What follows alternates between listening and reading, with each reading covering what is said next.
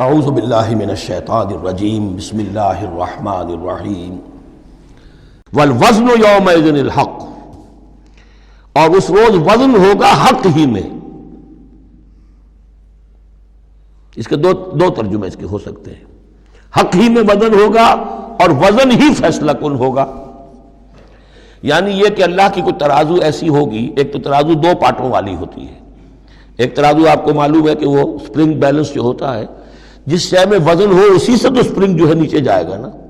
باطل کاموں میں وزن ہی نہیں ہے، ریاکاری کی نیکیوں میں کوئی وزن ہی نہیں ہے، وہ سرے سے خالی ہے، وہ پادر ہوا ہے، ان کی کوئی حیثیت ہی نہیں۔ والوزن یومئذ الحق، اس دن صرف حق میں وزن ہوگا، نمبر ایک، اور اس دن حق ہی فیصلہ کن ہوگا، وزن ہی فیصلہ کن ہوگا۔ یعنی جو اگر دو پلڑوں والا ہے تو جس کا پلڑا نیکیوں کا بھاری ہے اس کے لیے نجات ہے۔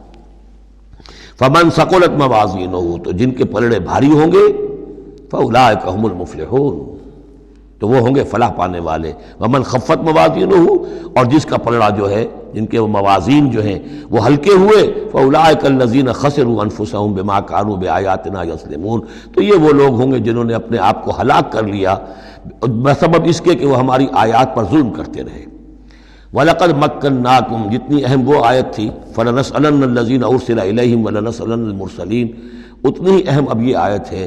وَلَقَدْ مَكَّنَّاكُمْ فِي الْأَرْضِ، اور دیکھو انسانوں، ہم نے تمہیں زمین میں تمکن عطا فرمایا۔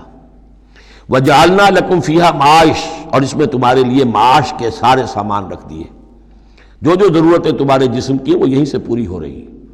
تمہیں بڑا خطرہ پڑ گیا ہے کہ زمین کے جو خزانے ہیں ختم ہو رہے ہیں، خوراک کم ہو رہی ہے، دیکھو ہم نے سمندر کے اندر سے کیا کیا خوراکیں نکال دی ہیں۔ اللہ کے خزانے ختم ہونے والے نہیں ہیں، ہم نے تمہارے لیے معاش کا پورا بندوبست رکھا ہوا ہے۔ قلیلا ما تشکرون، لیکن بہت کم ہے جو شکر تم کرتے ہو۔ اب یہ جو آخری آیت تھی، اس کے حوالے سے دوسرے رکوع میں مضمون چل رہا ہے۔ وَلَقَدْ مَكَّنَّاكُمْ فِي الْأَرْضِ، فرمایا وَلَقَدْ خَلَقْنَاكُمْ ثُمَّ صَوَّرْنَاكُمْ ثُمَّ قُلْنَا لِلْمَلَائِكَةِ اسْجُدُوا لِآدَمَ فَسَجَدُوا إِلَّا إِبْلِيسَ، دیکھو ہم نے تمہیں بنایا، پھر تمہاری تصویر کشی کی، پھر ہم نے کہا فرشتوں سے جھک جاؤ آدم کے سامنے۔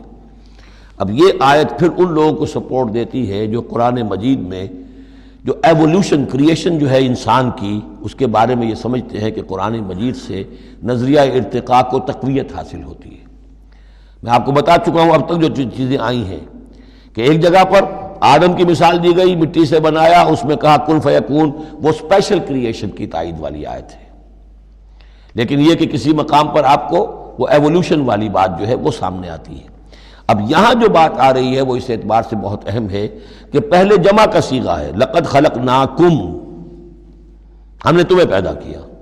معلوم ہوتا ہے کوئی سپیشیز پہلے پیدا کی گئی، نسل پیدا کی گئی۔ ثم صورناکم، پھر تمہاری تصویر کشی کی ہے، فنیشنگ ٹچز دیے ہیں، تمہیں بنایا ہے، تمہارے نقش و نگار سنوارے ہیں۔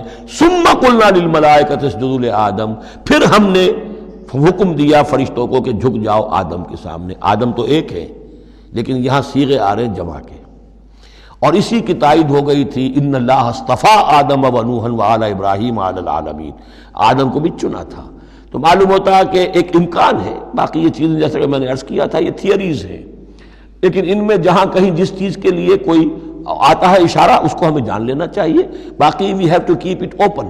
ابھی دیکھیں گے اللہ تعالیٰ، ہو سکتا ہے جب حقائق اور مزید واضح ہو جائیں تو قرآن مزید مبرر ہو کر سامنے آ جائے گا، لیکن جس حد تک وہ اشارات اب بھی ہمیں مل رہے ہیں انہیں بھی سمجھ لینا چاہیے، نوٹ کر لینا چاہیے۔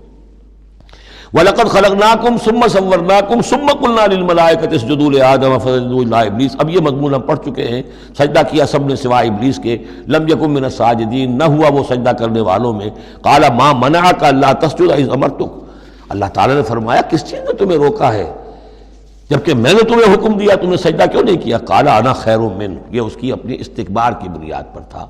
وہاں استکبرا، ابا واستکبرا، صرف یہاں اس کا قول نقل کر دیا، انا خیر منہ، میں اس سے بہتر ہوں۔ خلقتنی من نار وخلقتہ من طین، مجھے تو نے بنایا ہے آگ سے اور اس کو بنایا ہے مٹی سے۔ قال فاہبط منها، فاہبط منها، اللہ نے فرمایا تو اتر جاؤ اس سے۔ فما یکون لک ان تتکبر فیہا، اب تو تمہارے لیے کوئی موقع نہیں ہے کہ اس جنت کے اندر اکڑو اور اینڈو۔ فخرج انک من الصاغرین، اب تم ذلیل اور خوار ہو کر یہاں سے نکل جاؤ۔